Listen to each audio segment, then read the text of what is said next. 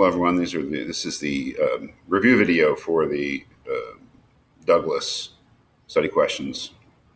What to the slave is the 4th of July. Number one, on page 2, Douglas says that, quote, there is consolation in the thought that America is young. Why does he find consolation in this? Because he thinks that it's possible to change.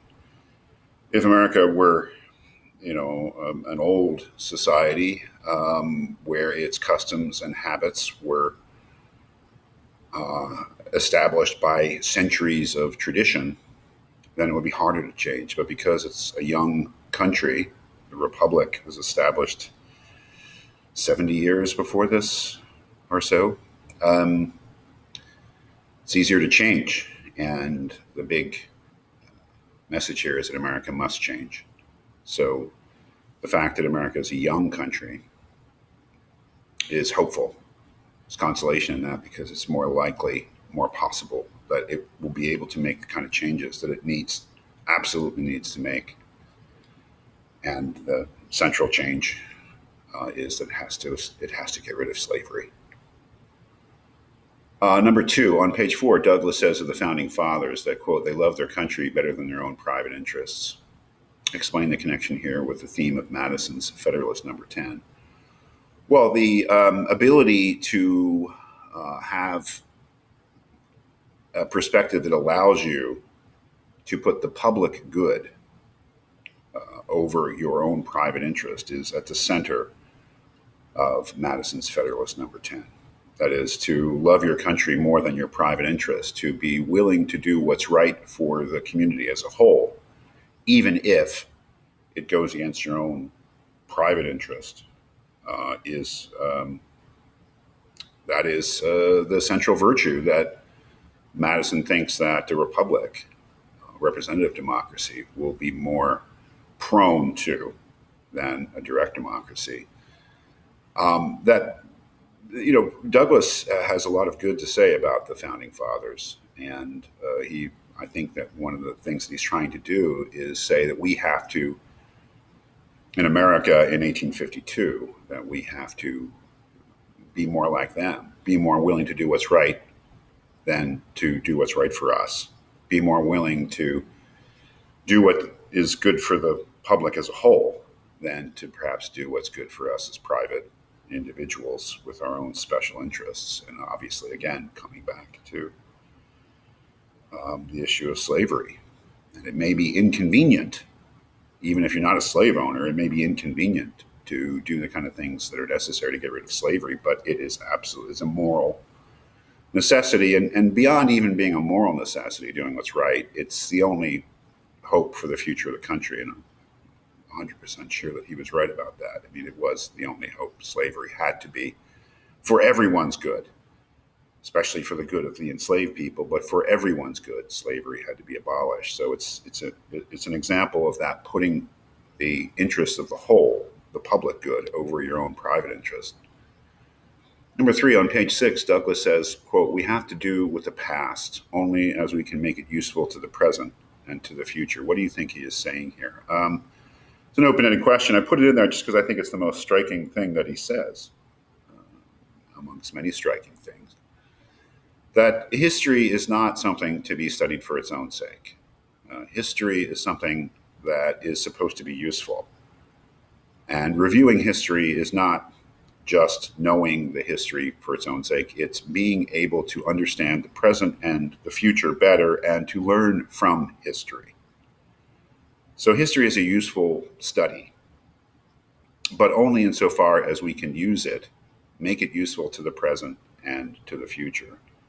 So a small example of that is looking back at the American War of Independence and saying, wow, these people were willing to put everything on the line for the sake of what was right. We should be able to do the same thing in our time and in the future. That's what I think he's saying. On page 7, number 4, on page 7, Douglas asks, quote, do you mean, citizens, to mock me by asking me to speak today? What does he mean by this? Well, it's not exactly the 4th of July, but it's a 4th of July commemoration. It's July 5th. And the irony of asking a black man to speak on the 4th of July is almost a mockery, because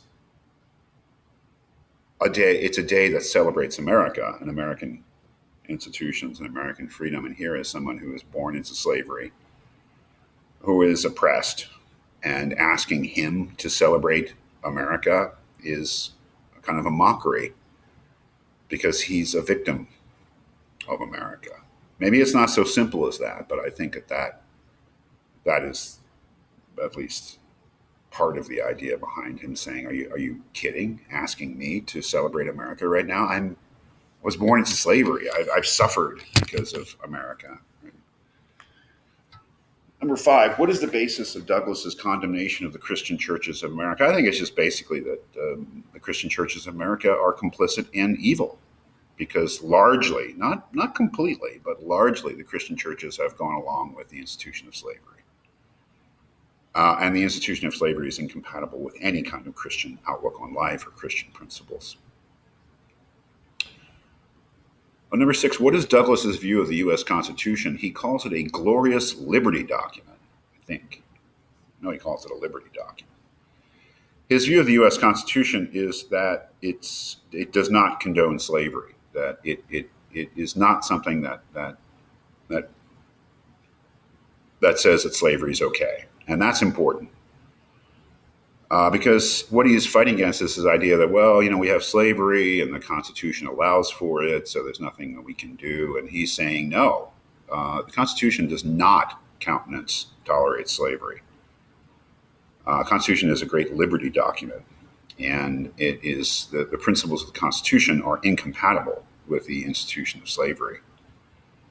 I'm not enough of a I don't know enough about constitutional history, about the different provisions of the Constitution, to know what to say here about whether I agree with Douglas's views. There were certainly people. I think William Lloyd Garrison, the great abolitionist, said that the Constitution was a deal with the devil because he believed that the Constitution did.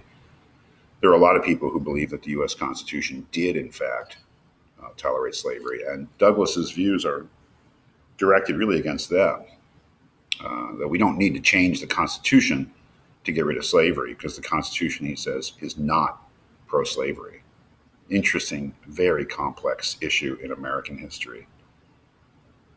Finally, number seven, what do you think Douglas means by the light he mentions at the end of his speech? I mean, I don't know what he means. What do you think he means? I couldn't help thinking of Kant and what is enlightenment. I think that Douglas and Kant are very interesting thinkers to compare. Very, very different situations, obviously, and perhaps different concerns. Well, definitely different concerns. But ultimately, I think I see them as having a lot of similarities. And the light, I think he mentions at the end of his speech, is that the light is the light of enlightenment. That enlightenment is moving forward in the world. And that in this light, it'll be harder and harder to hide something as shameful and disgusting and savage as the institution of slavery in the American South. People are becoming more connected. They're knowing more about each other. It's harder to ignore each other. That, in a way, is the story of the modern period, is that because of the increase in communication technology, whether it's print, newspapers, books, or later radio, TV, internet, we know more about each other. So when there's an outrage, when one part of the world is unjust, the rest of the world knows it. And I think what Douglas is saying is that, like Kant, he believes that as a society becomes more aware of itself, there's more free speech, there's more knowledge, it will push towards something like enlightenment. At least that's my interpretation. It is an open-ended question.